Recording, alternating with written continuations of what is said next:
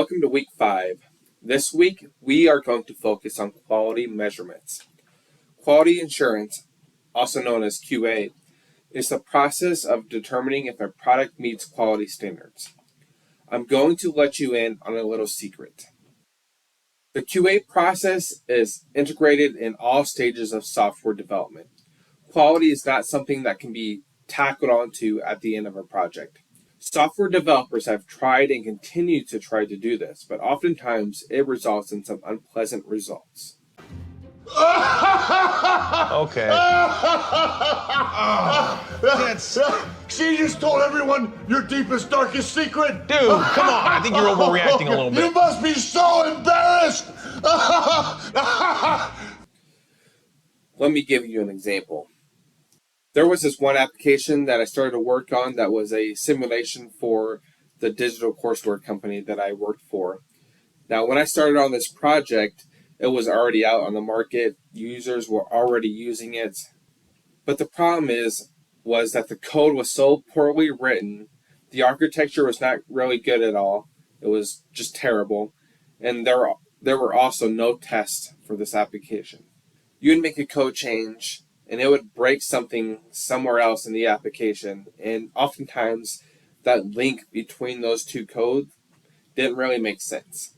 The problem would also blow up to the end users, and they would also report problems. The whole thing was a mess. It would take way too long to make any changes. The code was hard to read, and the architecture was just, it didn't make any sense.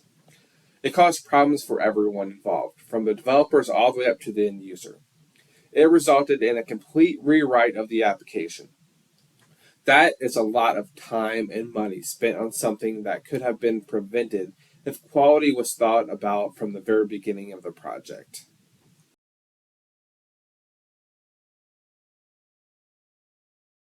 This week, we will be reading the article, A Review of Software Quality Models for the Evaluation of Software Products. As you read this article, notice the many components of quality. One of your first tasks for this week's lab will be to identify the quality levels for your phone's display. So after you read this article, like previous weeks, you'll just take the quiz.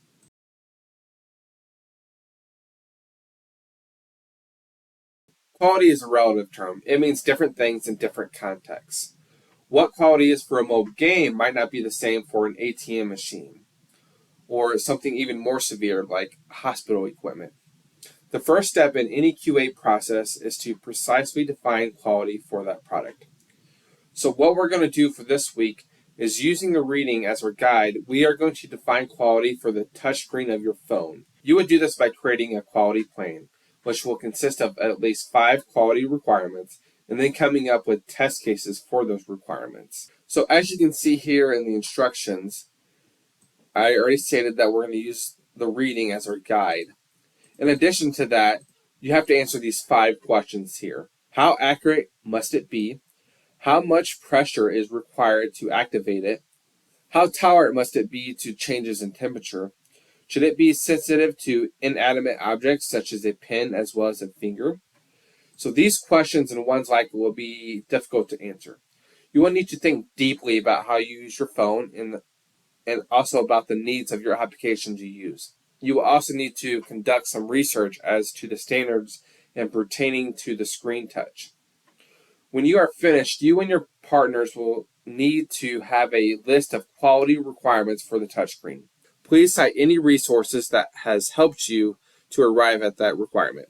For an example, one quality requirement is given here. The reliability.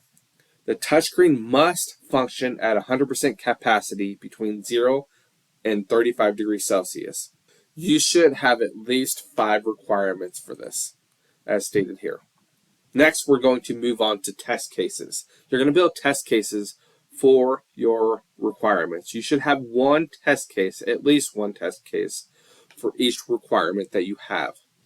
So keep in mind, go back to the assignment that we did a couple weeks ago when we wrote test cases. So keep in mind the information that I gave you then. So based on what we previously learned about the testing techniques, generate at least one test case for each requirement. So each one of these tests can be performed manually with your phone or with this sensor app you installed on your phone earlier in the week.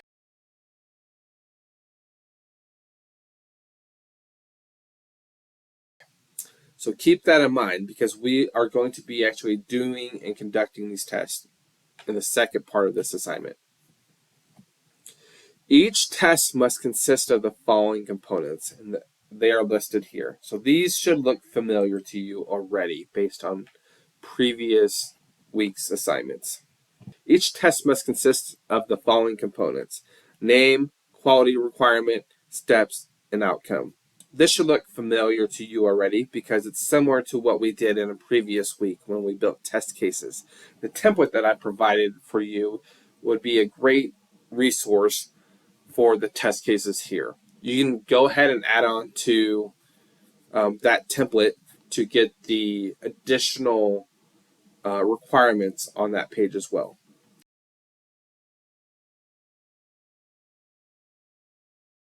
The next part, like I mentioned, we are actually going to do the quality plan and conduct the test.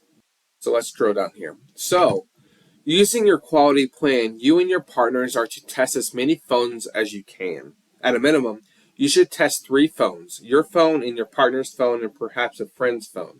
When you test a phone, take care to carry out each test case as precisely as possible so that there is little or no variance between testers. If possible, you should also test your partner's phone, and he or she should test your phone. In each case, carefully record everything that transcribed during the test. A person reading your notes should also be able to tell everything that happened during each test. I will note that this may be a little bit more challenging for an online class. So if you absolutely cannot test your partner's phone, that's okay. Just do the best that you can. But while you are conducting this test, you need to write down everything. So that way, when you go to report your findings, it's going to be a little bit easier for you. So the last part is the report of your findings. When all the tests have been performed, create a report to describe your findings. This report should have one section for one requirement. Each section must contain the following information: quality requirement, citations, the steps. In this case, the steps one must perform to carry out the test. Variations. If a tester varied from the intended steps, what did he or she do instead? Why? Were there any other variations as well that you need to mention? What's the expected outcome? And then what was the actual outcome? And then what's your verdict? Did each test subject meet the requirements? Why or why not? Note that half of the information is copied directly from your test plan previously submitted. Make sure that any feedback from the previous submission is incorporated into this report. And that is it for this week. I cannot stress how important quality is from the beginning of a project. There are many, many, many things that you can do at the very beginning to start thinking about quality. I encourage you from here on out to start thinking about quality in everything that you do, even if it's just a simple assignment in a class. So one thing to know, that some people think that, spending time on quality is actually going to make things take longer. But in the end, it's actually going to take a shorter amount of time. So if you look back at my example that I gave at the beginning of this, if they would have just spent some time on quality, that would have saved a lot of time and money. They wouldn't have to go back and rewrite work. They wouldn't have to spend time fixing bugs that, was just crazy out there. If tests were written, it would have been easier to find defects, or those defects would have not even made it to production. So just everything about that project was a way of showing of what not to do. And it was a true story. It really was a real application, and it was a pain to work with. We had so many problems with that. But once we redid it and had quality in mind from the very beginning, it made all the difference in the world. And that's the end